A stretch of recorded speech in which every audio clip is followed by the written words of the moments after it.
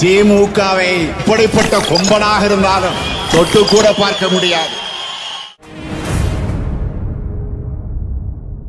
Powerful people make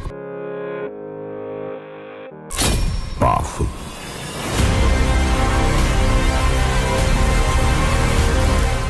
அரசியல் திறனாய்வாளர் ஊடகவியலாளர் திரு சவுக்கு சங்கர் அவர்கள், அவரிடம் கேட்பதற்கு நிறைய இருக்குன்னு வாருங்கள் அவரிடமே கேட்போம். வணக்கம் திரு சவுக்கு சார். வணக்கம் மதேஷ். ஒரு மந்தையில் இருந்து 2 ஆடுகள் வேறு வேறு பாதையில் போய்விட்டன. இரண்டும் சந்தித்த போது பேச முடியவில்லையே. நீங்களும் நானும் ஒரு இடைவெளி, ஒரு கேப் விட்டதும் மக்கள் எல்லாம் கொஞ்சம் நம்மளை தேட ஆரம்பிச்சிட்டாங்க நிறையவே. காலையில இருந்து கைப்புள்ளைய காணோம். குழம்பு கொதிக்கும் போதே வாசனையை பிடிச்சிக்கிட்டு சாப்பிட வந்துருவான். அவன் இருந்தாலும் இம்சையா இருக்கு, இல்லைன்னாலும் மனசுக்கு வேதனையா இருக்கு. ரஜினிகாந்த் மீண்டும் அரசியல் பேசு பொருளை எழுப்பி இருக்கிறார். ஐயோ, மீண்டும் மீண்டுமா? அரசியலுக்கு வராமலே அரசியலில் இருந்து ஓய்வு பெற்றவர் திரு ரஜினிகாந்த் அவர்கள். என்னடா அப்படி இறங்கிட்டீங்க? 2 நாட்கள் டெல்லியில முகாமிட்டு அங்க பிரதமரோடு ஒரு 10 நிமிடம் பேசியதாக சொல்றாங்க. மேலும் பாஜகவின் முக்கிய தலைவர்கள் சிலரோடு அவர் ஆலோசனை செய்ததாகலாம் தகவல்கள் வருகிறது. நாமளும் டெல்லி சோர்ஸ்ல விசாரிக்கும் போது ஆமா பேசினாரு, உண்மைதான் அப்படின்றாங்க. ஒன்று தெரிஞ்சு போச்சுடா, இந்த பிரபஞ்சத்துல உங்க மத்தியில இந்த உசுரை காப்பாத்துறது ரொம்ப சிரமம். அதை முடித்த கையோடு வந்து ஆளுநரை சந்தித்து விட்டு அவருடைய வழக்கம் போல அவருடைய வீட்டு கேட்டுக்கு முன்னாடி பேட்டி கொடுத்தாரு.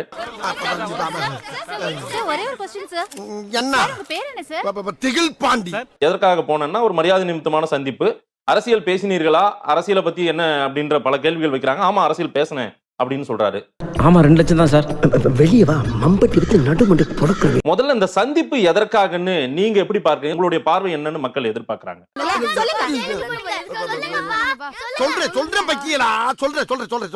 யார் ரஜினி ஃபர்ஸ்ட் கேக்குறேன். யாருங்க ரஜினி? தமிழ்நாட்டின் உச்சபட்ச நட்சத்திரம். ஒரு காலத்தில், இன்னைக்கு அஜித் விஜய்லாம் வந்துட்டாங்க. ஒரு காலத்துல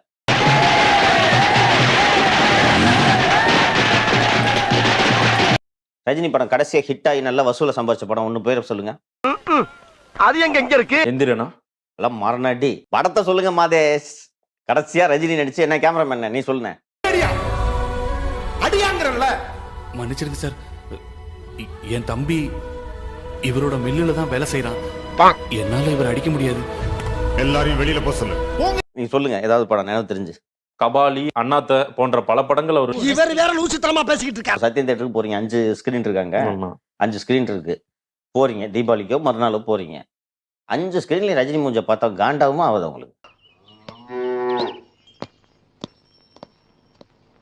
இந்த அவமானம் உனக்கு தேவையா? மக்கள் நிரம்பி வழியறதுனால அந்த மாதிரி ஸ்கிரீன் அதிகப்படியா தேவைப்படுதுன்னு தான் அந்த மாதிரி வைக்கிறாங்க. அப்ப அண்ணாத்தே மாபெரும் வெற்றி இப்படிதானே? நக்கல்யா உனக்கு. நான் இன்னும் நீங்க கேள்விக்கு பதில் சொல்ல. சரி, ரஜினியோட கடைசி படம் பிரம்மாண்ட வெற்றி பெற்ற படம் இது. எனக்கு தெரிஞ்ச சந்திரமுகி. முடிஞ்ச அதோட அந்த சூப்பர் ஸ்டார் பட்டம் திரு ரஜினிகாந்த் அவர்கள் கிட்டதான். சூப்பர் ஸ்டார் தாங்க. நீங்க என்ன இன்னைக்கு விஜய் விட அவருக்கு வியாபாரம் அதிகமா சினிமால சொல்லுங்க. நான் கேட்டேனா? கதை மட்டும் கேட்கணும். நான் கேக்குறேன், உன் வயசு என்ன? 70. கீர்த்தி சுரேஷ் வயசு என்ன? 20. தங்கச்சியா? பேத்தியா? பேத்தி. பொம்பளை சோக்கு கேக்குதா கோபி? பொம்பளை சோக்கு, பொம்பளை சோக்கு. ஏண்டா ஏண்டா மானம் கெட்ட பல. இப்படி நீங்க நடிப்பீங்க, உங்களுக்கு வசூல் அள்ளி கொட்டுவாங்களா ஜனங்க? ஐயோ, நான் அப்படி சொல்லவே இல்லையே. இன்னொன்னு, இந்த அண்ணன் தங்கச்சி கதை எல்லாம் எந்த காலத்து கதை? இதான் சரி. பிள்ளைய புதைக்கிற மாதிரி புதைக்கிறனே. ரஜினியை போன்ற ஒரு கோழையை நீங்கள் பார்க்கவே முடியாது. சினிமான்றது வந்து ஒரு 2.5 மணி நேரம் மக்களை வந்து. நான் ஆளுநர் பார்த்ததுக்கு வந்துட்டேன். நீங்க தான் என்ன சினிமா இல்ல நான் வீடியோ போயிட்டேன்னு தனியா பேசிட்டு இருக்கேன். ரஜினி அரசியலுக்கு வர்றதுக்கு ஒரே காரணம், கமல் அரசியலுக்கு வர்றது. கமல் வந்ததுனால நான் வரணும்னு. ரஜினியோட உலகம் கமல், கமலோட உலகம் ரஜினி.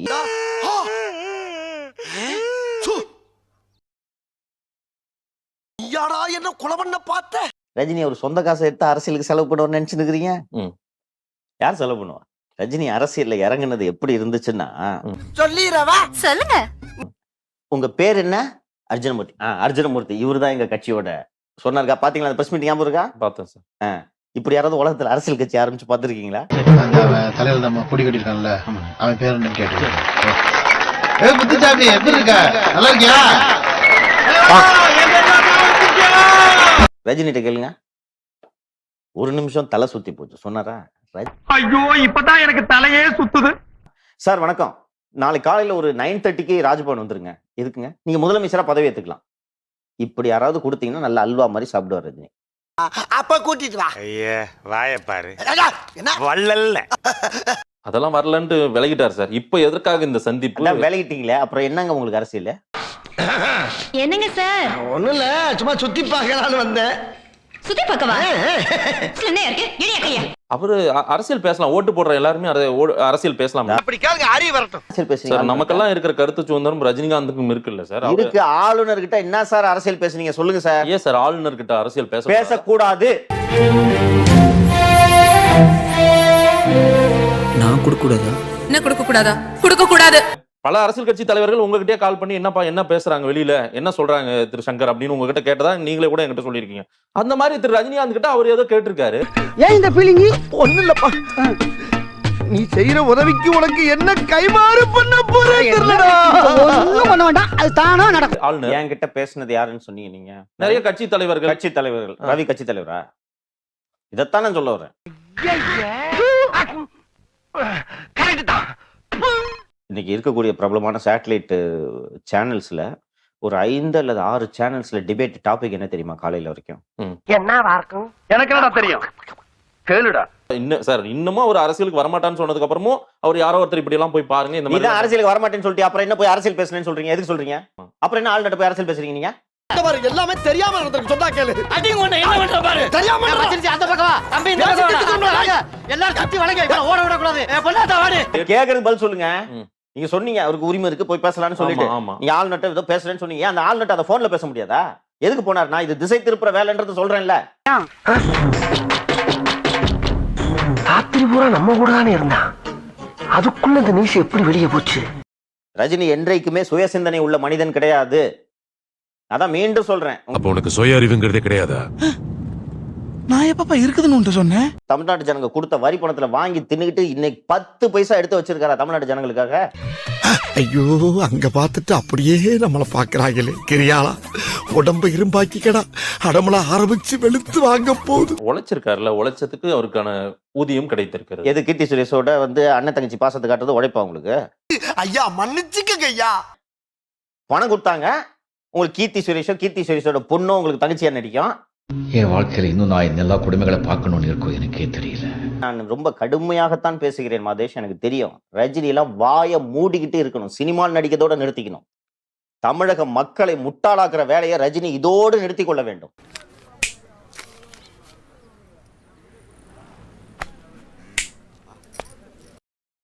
Time waste Madhesh.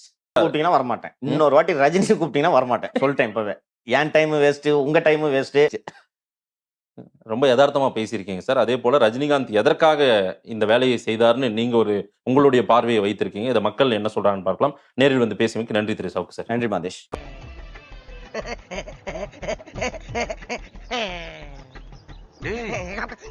என்னடா ஏர்போர்ட்ல நிக்கிற மாதிரி நிக்கிற? கல்லஞ்சக்காரன் அவ்வளவு நேரம் கதறானே, கரையிறானா? அது சரி, எல்லாருமே நம்மள மாதிரியே இருப்பான்னு நினைக்கிறது மகா முட்டாள்தான்.